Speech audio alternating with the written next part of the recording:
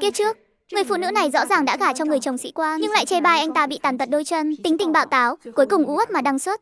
Còn người em gái lại gả cho thư sinh nghèo. Sau này người đàn ông đó đỗ đại học, rồi xuống biển kinh doanh làm giàu, trở thành phu nhân của người giàu nhất mà ai cũng ngưỡng mộ, được sống lại một đời. Chị ta đã dứt khoát chọn tên một sách nghèo đó.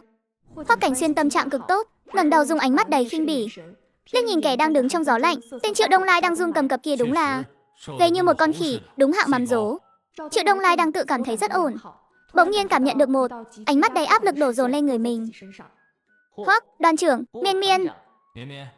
Bên ngoài gió lớn, đừng lãng phí thời gian với những người không liên quan. Nếu bọn họ đã thấy thanh, cao, thì chỗ sườn và nhu yếu phẩm đặc biệt này, chắc chắn bọn họ cũng chẳng thèm đâu. Đúng thế anh Cảnh Xuyên ạ, người có học mà. Hít khí trời thôi cũng đủ no rồi. Đâu như hạng phàm phu tục tử chúng ta chỉ thích ăn thịt.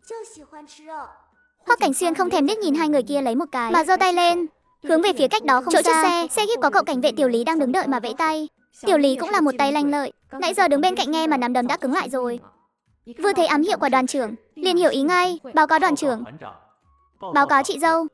Bên hậu cần vừa gửi nhu yếu phẩm đặc biệt của tháng này tới. Vì đồ đặc quá quý giá, nên em định mang vào ngay đây. Chị dâu xem này. Đây là vải dạ lông cừu được cấp phép đặc biệt. Đoàn trưởng đã dặn kỹ rồi. Bảo là để may áo khoác mùa đông cho chị, mặc vào vừa thời thượng vừa ấm áp. Còn có cái này nữa. Sâu câu lơ nhân rượu nhập khẩu. Nghe nói cắn một miếng là thấy rượu bên trong luôn. Quý giá lắm, ở hợp tác xã không có bán đâu.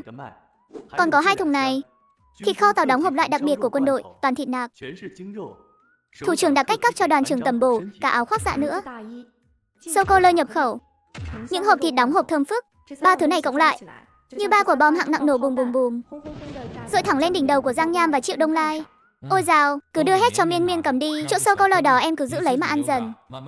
Dạo này em vừa phải chăm sóc tôi, lại còn phải đọc sách y thuật, vất vả quá rồi. Ăn chút đồ ngọt cho bổ não. Giang Nham nhìn đống đồ như núi nhỏ kia, những thứ mà kiếp trước cô ta nằm mơ cũng muốn có, nhưng đến tận lúc ra đi cũng chưa từng thấy vật tư cao cấp như vậy. Sự đối lập thảm khốc này khiến tâm lý của Giang Nham hoàn toàn sụp đổ. Tại sao rõ ràng mình mới là nữ chính trọng sinh, rõ ràng mình nắm trong tay kịch bản phu nhân tỷ phú, tại sao bây giờ lại sống không bằng một đứa ăn mày? Mà con nhỏ Giang Miên thể thân kia lại được Hoắc Cảnh Xuyên nâng niu trong lòng bàn tay, sống một cuộc đời sung sướng như tiên, thật không công bằng. Ha ha ha, cười chết lão tử rồi. Tiểu Lý làm tốt lắm. Pha khuê của này ta cho điểm 10. Nhìn cái mặt Giang Nham kìa, xanh như tàu lá chuối ấy, còn cả cái gã hành kia nữa, nước miếng sắp chảy xuống đất rồi kìa. Chẳng phải lúc nãy còn nói vật chất không quan trọng sao? Giờ sao mắt cứ dán chặt vào đấy thế? Ôi trời ơi! Hoắc Cảnh Xuyên, anh cũng phá ra chi tử quá rồi đấy, nhưng mà tôi thích. Sơ cơ lơ bổ nào. Cái lý do này đỉnh thật đấy Hoắc lão bản. Anh đúng là vị thần của tôi. Nhìn cái gì mà nhìn, chưa thấy bao giờ à? Đồ làm mất mặt. Còn chưa đủ nhục nhã sao? Đi thôi. Anh điên rồi à? Nhờ tôi làm gì? Thật vô lý đùng đùng. Đi thì đi, tôi không ở lại đây nữa đâu. Hu hu hu. Giang Nham vừa khóc vừa chạy về nhà mẹ đẻ. Có chuyện gì thế này? Ai bắt nạt con? Có phải mụ mẹ chồng nhà họ Triệu lại làm con tức giận đúng không? Mẹ ơi, con không thiết sống nữa. Hu hu hu. Giang Nham nghiến. Giang nghiến lời kể lại toàn bộ sự việc xảy ra ở đại viện quân khu. Cái gì? Con bảo là cái con nhỏ đó ở trong quân đội được mặc áo khoác dạ, được ăn kẹo ngoại với cả thịt hộp theo thùng Á. Vâng, Hoắc Cảnh Xuyên đối xử với nó tốt lắm. Có gì ngon cũng cho nó hết. Giờ nó sống như tiểu thư tư bản ấy. Thế mà một miếng thịt cũng không chịu cho con mượn, lại còn thả chó ra dọa cắn con nữa. Đồ sói mắt trắng vô ơn này. Khấm khá rồi mà dám bỏ mặc nhà đẻ.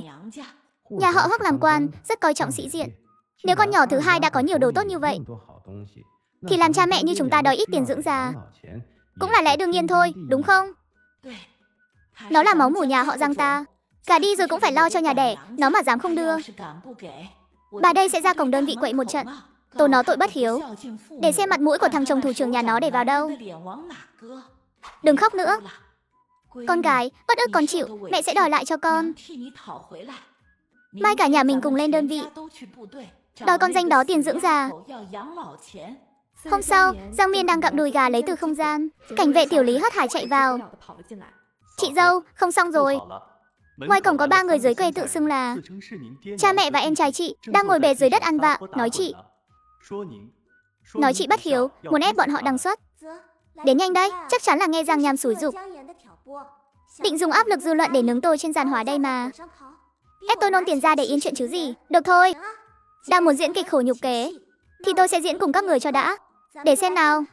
Xem hội diễn viên gạo cội các người lợi hại hay là ảnh hậu oxy cơ như tôi sẽ cao tay hơn một bậc. Tiểu Lý, cậu ra cổng nói với lính gác một tiếng. Cứ để bọn họ vào. Chị dâu, cho họ vào thật à? Bà già đó trông có vẻ không vừa đâu. Vào đây chắc chắn sẽ quậy tung trời lên mất. Không sao, cứ cho họ vào. Dù sao cũng là cha mẹ đẻ. Sao có thể chặn ở ngoài được, tiếng xấu đồn xa không hay đâu. Sau khi Tiểu Lý lo lắng chạy đi, Giang Miên lập tức hành động. Đem đùi gà kho ăn dở trên bàn, sô-cô-la với 2 thùng đồ hộp quân đội bắt mắt kia thu sạch vào trong không gian. Sau đó lấy từ siêu thuốc đông y mới sắc xong, đổ bã thuốc đắng ngắt bốc mùi nồng nặc đầy ra bàn. Lại quẹt thêm chút nhọ nồi, bôi một vòng quanh hốc mắt. Trông cứ như đã thức trắng mấy đêm liền, lại giống như vừa bị ai đó tác động vật lý để lại vết bầm. Cuối cùng cô cởi bỏ chiếc áo bông mới trên người, thay vào bộ đồ cũ nát mà cô đã mặc khi mới xuyên không tới. Chưa đầy 3 phút, một phu nhân giàu sang ăn ngon mặc đẹp đã biến mất. Thay vào đó là một kẻ mặt vàng da bọc xương, quần áo rách rưới, một đứa con ghẻ sống trong cảnh nước sôi lửa bỏng. Hừ, coi như con danh này còn biết điều đấy bảo tổ. Tí nữa vào thấy cái gì tốt thì cứ việc lấy. Đó là những gì chị hai mày nợ chúng ta. Đây là chỗ chị ở đấy à? Sao lại có mùi quái lạ thế này hả chị hai? Chị cả nói chỗ chị có 2 thùng thịt hộp, còn có cả sô-cô-la nhân rượu ngoại nhập nữa. Đâu rồi? Làm gì có, toàn là xách nát với lọ thuốc thôi. Giang Miên, có phải mày giấu hết đồ tốt đi rồi không? Chị cả rõ ràng đã nhìn thấy, mày dám ăn mảnh hả? Mau lôi ra đây. Tao đói rồi, bảo tổ. Thật sự không có mà, những thứ đó đều để cho anh Cảnh Xuyên. Chị bệnh cả rồi, đổi thành thuốc hết rồi. Trong nhà bây giờ đến hạt gạo cũng không còn. Thôi đi, đừng có mà than nghèo kể khổ với tao, diễn cho ai xem hả Miên. Mẹ cũng không vòng vo với mày nữa. Mày đã gả vào nhà họ Hoắc thì đã là người nhà cán bộ cao cấp rồi. Em trai bảo tổ của mày năm nay đã 20, cũng đến lúc phải lấy vợ rồi. Con gái trong làng này không xứng với em mày đâu. Nhà họ Hoắc trong quân đội là quan lớn, có tiếng nói. Mày bảo thằng rể thu xếp cho nó một chức sĩ quan mà làm. Còn nữa, con Thúy Hoa làng bên đòi xính lễ cao quá. Mày đưa thêm 500 tệ để tụi tao mang về, lo tiền xính lễ cho em trai mày. Vãi thật, 500 tệ sao bà không đi cướp ngân hàng luôn đi. Còn đòi thu xếp chức quan nữa. Với cái ít óc heo của thằng Giang Bảo Tổ, đến bên trái bên phải còn không phân biệt được mà đòi vào quân đội. Chắc là đi chăn chó quân đội. Mà cho nó còn chê nó tranh ăn ấy chứ.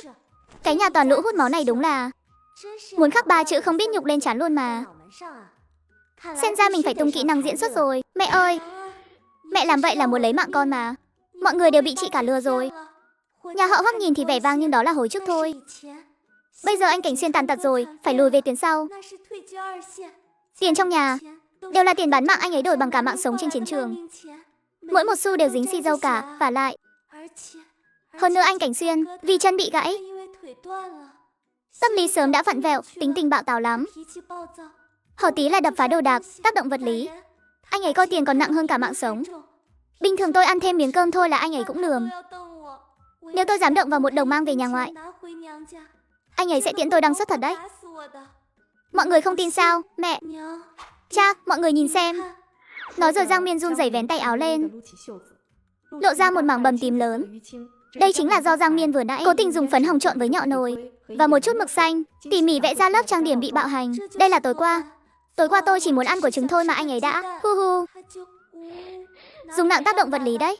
Số tôi khổ quá mà, ngày nào cũng ăn cơm thừa, làm việc quần quật như trâu ngựa, còn phải nơm nớp lo bị đánh. Chị cả muốn tôi đăng xuất nên mới để tôi gả tới đây mà. Mê mơ, thế này không đúng lắm. Giang Nham rõ ràng bảo Giang Miên mặc áo khoác dạ, ăn kẹo nhập khẩu, được khoác đoàn trưởng cưng như cưng trứng. Sao giờ nhìn lại, cuộc sống này còn chẳng bằng lúc ở quê thế kia. Đến ăn của trứng cũng bị tác động vật lý. Hi hi, Hoắc Cảnh Xuyên, xin lỗi nhé, mượn danh tiếng của anh dùng chút. Dù sao anh ở ngoài cũng nổi danh là Diêm Vương sống rồi, cũng chẳng thiếu cái danh vũ phu này đâu. Mẹ muốn lấy tiền, rồi ngày mai đến nhặt xác con sao? Lưu Quế Hoa nhìn dáng vẻ thê thảm của con gái, bàn tay vốn đang chìa ra đòi tiền lại vô thức rụt về. Ngay lúc Lưu Quế Hoa tiếng khóc của Giang Miên làm cho dao động, Hoắc Cảnh Xuyên đẩy xe lăn đi vào. Hoắc Cảnh Xuyên hôm nay chỉ mặc một chiếc áo mỏng, sắc mặt nhợt nhạt đến mức bệnh tật, nhưng đôi mắt đen kịt kia lúc này lại vằn tia xì dâu. đầy vẻ hung bạo, giống như một con dã thú sẵn sàng vồ mồi. Điều khiến người ta rợn tóc gáy nhất là trong tay anh còn cầm một món đồ chơi sáng loáng. À, tới rồi. Chính chủ lên sàn rồi đây. Nhạc nền xuất hiện tôi đã tự não bổ xong luôn rồi. Khí thế áp đảo thật sự. Đỉnh quá sếp Hoắc ơi. Mời bắt đầu màn trình diễn của anh. Để tôi xem thế nào là diễn xuất cấp bậc ảnh đế. Hoắc Cảnh Xuyên nghe thấy những lời đắc ý trong lòng này, ánh mắt lướt qua một tia bất lực, nhưng ngoài mặt vẫn duy trì vẻ u ám khiến người ta khiếp sợ. Nhạc phụ tới rồi à? Sao cũng không báo trước một tiếng? Để con bảo người chuẩn bị một chút, con rể à? Chúng tôi là tới xem. Thật đúng lúc, nhạc phụ đến thật đúng lúc. Bác sĩ nói chân của con gần đây tệ đi rồi, phải dùng một loại thuốc nhập khẩu từ nước ngoài mới giữ lại được. Một liều thuốc đã mất 100 tệ, một liệu trình cần 10 liều, vừa vặn 1.000 tệ. Nếu cha vợ đã tới đây, lại còn muốn sắp xếp công việc cho quý tử, vậy thì chắc là trong nhà chắc phải có ít tiền tiết kiệm chứ nhỉ? Có thể cho con mượn trước 1.000 tệ cứu cấp không? 1.000 tệ, chúng tôi tới để đòi 500 tệ tiền sính lễ mà. Sao còn chưa kịp mở miệng, đã nợ ngược lại 1.000 tệ rồi. Con rể à? Con đùa gì thế? Chúng ta làm gì có tiền? Không có tiền. Không có tiền thì các người tới đây làm gì? Đến xem trò cười của con à? Nhạc phụ, ông biết đấy, cái chân này của con mà đau lên là không kiềm chế được tính khí. Nếu không có tiền trị bệnh tính khí con mà nổi lên là không kiềm chế được mà muốn thấy xì dầu đấy. Dù sao thì bàn tay từng xử lý kẻ địch đôi khi không nghe theo sai khiến cho lắm. Ha ha ha ha ha. Cứu mạng ảnh đế Hoắc lên sàn rồi, ánh mắt này, lời thoại này. Đúng là tuyệt đỉnh, thuốc nhập khẩu 1.000 tệ. Anh cũng nghĩ ra được luôn. Đây là muốn hút cạn xì dầu của đám điện này mà. Hoắc Cảnh Xuyên nghe tiếng cười rông cuồng trong lòng cô, nhìn ba kẻ trước mặt sợ đến mặt không còn giọt xì dầu nào, run lẩy bẩy đám người thân cực phẩm. Tâm trạng thoải mái chưa từng có. Nhạc phụ, chuyện tiền bạc chúng ta lại thương lượng tiếp nhé.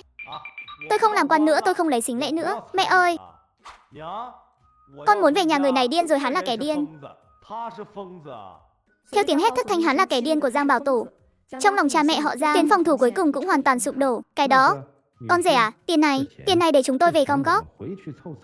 Đúng, về gom lại. Ôi chao, tôi mới nhớ ra, 2 con lợn nái ở nhà vẫn chưa được cho ăn. Đó là nguồn sống của cả nhà đấy.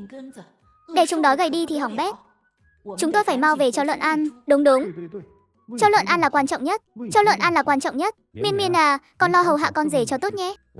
Hôm khác chúng ta lại tới. Cả nhà 3 người chạy thục mạng ra khỏi cửa chính như đang tàu thoát. Anh Cảnh Xuyên làm tốt lắm, phối hợp quá đỉnh luôn.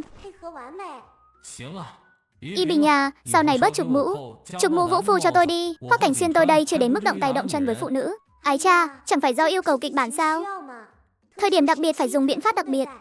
Hơn nữa, chụp cái mũ này lên rồi, sau này bọn họ có muốn đến đào mỏ cũng phải tự xem lại khả năng chịu tác động vật lý của mình đã chứ. Hi hi, chồng vũ phu đi với vợ đanh đá. Chúng ta thế này gọi là ngưu tầm ngưu, mà tầm mã nhỉ. Nhưng mà nói đi cũng phải nói lại, lúc này anh ấy chắn trước mặt mình dạo người ta, trông cũng ra dáng che chở phết đấy. Cấu kết làm bậy cũng được, miễn là cùng hội cùng thuyền. Đêm đến, Hoắc Cảnh Xuyên phát sốt đúng như dự đoán. Để phối hợp diễn kịch hôm nay, anh chỉ mặc mỗi chiếc áo mỏng đứng gió lạnh nửa ngày trời, lại còn tốn sức để đe dọa, uy hiếp. Với cái cơ thể vừa mới hồi phục chút nguyên khí này, là một gánh nặng không hề nhỏ. Mà Giang Miên ở bên cạnh thì đang mơ mộng đẹp, ha ha. Hừ, đàn ông mới giây trước còn ra vẻ đại ca, giây sau đã yếu xìu rồi lên cơn sốt cao. Giang Miên đang mơ mộng đẹp, nhưng dần dần, chiếc giường tiền trong mơ bỗng trở nên nóng hổi, cứ như bị đặt lên lò nướng làm cô vã hết mồ hôi. Nóng quá, Giang Miên theo bản năng muốn đẩy cái lò sưởi di động bên cạnh ra. Ô là trời, sao mà nóng thế này? Anh Cảnh Xuyên. Giang Miên gọi một tiếng nhưng không thấy phản hồi. Bản năng nghề nghiệp trỗi dậy ngay lập tức. Nóng thế này, chắc chắn phải 40 độ rồi. Giang Miên nhanh chóng hất chăn ra, đặt ngón tay lên mạch của Hoắc Cảnh Xuyên. Chết tiệt, mình biết ngay mà, đây chính là hiện tượng chính tà tương bác trong Trung y. Mấy ngày trước mình dùng linh tuyền và quỷ môn thập tam châm ép các dây thần kinh đã hỏng của anh ta hoạt động lại. Giờ thần kinh bắt đầu phục hồi, nên hệ miễn dịch của cơ thể phản ứng quá mức rồi. Hôm qua đúng là hồi quang phản chiếu mà. Để phối hợp diễn kịch với mình, anh ta cũng liều mạng quá rồi đấy. Á, rút lôi, lái xe đi, có bom, đừng quản tôi, đi mau. Tỉnh lại đi Hoắc Cảnh Xuyên, anh phải trụ vững cho tôi. Tuyệt đối đừng có sốt đến mức thành kẻ ngốc đấy. Tôi còn chưa gom đủ tiền đâu, đừng qua đây, nguy hiểm. Nguy hiểm cái đầu anh ấy. Giang Miên đau đến nhe răng trợn mắt nhưng không rảnh để thoát ra. Cô biết, từng giây lúc này đều là đang giành người với tử thần. Giang Miên nhanh chóng bưng chậu nước lao vào phòng, hạ nhiệt vật lý cho Hoắc Cảnh Xuyên. Mệt chết lão tử rồi, người đàn ông này nhìn thì gầy. Sao mà nặng như tạ thế này? Toàn là cơ bắp khô thôi à? Lật người anh ta còn mệt hơn lật con lợn. Biết thế mình lấy sợi dây treo anh ta lên mà lau cho rồi. Tuy trong lòng chửi thầm, nhưng động tác trên tay Giang Miên không dám dừng lại. Hạ nhiệt vật lý chỉ là phụ thôi, quan trọng là phải uống vào trong. Ý nghĩ vừa động, trong tay Giang Miên xuất hiện một cái bát sứ thô. Đó không phải nước bình thường, mà là nước linh tuyển nguyên chất nồng độ cao nhất trong không gian. Há miệng ra, Hoắc Cảnh Xuyên lúc này đang chìm sâu trong ác mộng chiến trường, nghiến răng chặt cứng, không tài nào đút nước vào được. Tiền của mình, một giọt nước này đủ mua cả con gà mái già rồi đấy. Thế mà anh dám nhổ ra à? Uống cho tôi, uống hết đi Hoắc Cảnh Xuyên. Đây là do anh ép tôi đấy nhé. Đây coi như là thủ thuật y tế, không phải tôi lợi dụng anh đâu. Giang Miên bừng bát tự hớp một ngụm nước linh tuyển thật lớn. Cúi người xuống, chuyển hết chỗ nước linh tuyển trong miệng sang. Hừ, uống hết cho tôi, một giọt cũng không được thừa. Anh có biết một ngụm nước này đáng giá bao nhiêu không? Để vài chục năm nữa là đổi được cả một căn tứ hợp viện ở thủ đô đấy. Đồ đàn ông phá gia chi tử. Cứ như thế Giang Miên lau người cho anh từng chút một, bận rộn suốt cả nửa đêm, cho đến khi nhiệt độ trên người Hoắc Cảnh Xuyên có xu hướng giảm xuống, hơi thở cũng trở nên bình ổn, Giang Miên mới ngồi bệt xuống cạnh giường. Hoắc Cảnh Xuyên, anh tốt nhất là nên khỏe lại đi. Nếu không thì tiền tăng ca đêm nay tôi sẽ không để yên cho anh đâu. Mà lúc này Hoắc Cảnh Xuyên đang chìm trong một màn đêm tăm tối. Bên tai là tiếng pháo nổ vang trời nhức óc. Trong mũi tràn ngập mùi khói súng và xi dâu. Đoàn trưởng, rút lui, mau rút lui, chân của tôi. Chân của tôi mất rồi. Tiếng gào thét của đồng đội trước khi ra đi, cảnh tượng thê lương của những mảnh vỡ vụn giống như một bộ phim câm trắng đen không bao giờ dừng lại, cứ lặp đi lặp lại trước mắt anh. Tiếp sau đó là cái lắc đầu đầy tiếc nuối của bác sĩ, là những người từng xúc nịnh anh nay lại lộ ra ánh mắt khinh bỉ, là sự ghét bỏ của vị hôn thê Giang Nham khi hủy hôn. Hoắc Cảnh Xuyên, anh đã phế rồi. Bây giờ anh chính là một gánh nặng, là một kẻ vô dụng chỉ biết nằm trên giường chờ đăng xuất. Thế giới bắt đầu sụp đổ. Những người xung quanh lần lượt quay lưng bỏ đi. Cho dù anh có gào thét thế nào cũng không có một ai quay đầu lại. Cuối cùng chỉ còn lại một mình anh, cô đơn ngồi trên chiếc xe lăn, bị bỏ rơi giữa cánh đồng băng giá vô tận. Cái cảm giác lạnh lẽo đó không chỉ là ở trên cơ thể, mà còn là sự tuyệt vọng thấm ra từ tận sâu linh hồn. Hoắc Cảnh Xuyên nhắm mắt lại trong bóng tối, từ bỏ việc vùng vẫy. Dù sao cũng chẳng có ai quan tâm nữa. Ra đi ở đây có lẽ cũng là một sự giải thoát. Thế nhưng ngay khi anh chuẩn bị để mặc bản thân chìm xuống vực thẳm vào khoảnh khắc cuối cùng, một giọng nói xuyên qua tầng tầng lớp lớp ác mộng vang lên rõ một trong sâu thẳm tâm trí anh. Hoắc Cảnh Xuyên, anh phải trụ vững cho tôi, tuyệt đối đừng đăng xuất nha. Anh mà hẹo rồi thì ai chống lưng cho tôi? Ai phát lương cho tôi đây? Cầu xin anh đó, đừng bỏ rơi tôi một mình. Tiền của tôi vẫn chưa tích góp đủ mà. Anh không thể cứ thế mà đi được. Trái tim vốn đã dần nguội lạnh của Hoắc Cảnh Xuyên bỗng nhiên đập mạnh một nhịp cực kỳ dữ dội. Dù câu nào cô ấy cũng chẳng rời xa tiền, dù lý do của cô ấy nực cười đến mức khiến người ta phát bật cười, nhưng ngay trong lúc anh bị người thân xa lánh, bị mọi người bỏ rơi bên bờ vực của cơn ác mộng, cô ấy lại là người duy nhất nắm chặt lấy anh không buông.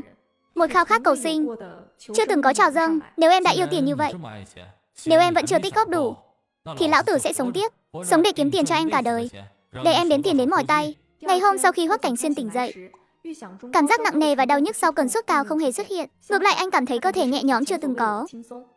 Anh biết đó là nhờ thứ nước linh tuyền đổ vào cổ họng đêm qua đã phát huy tác dụng. Hoắc Cảnh Xuyên không hề cử động, chỉ lặng lẽ nhìn Giang Miên bên cạnh. Người phụ nữ trong đầu chỉ muốn làm góa phụ.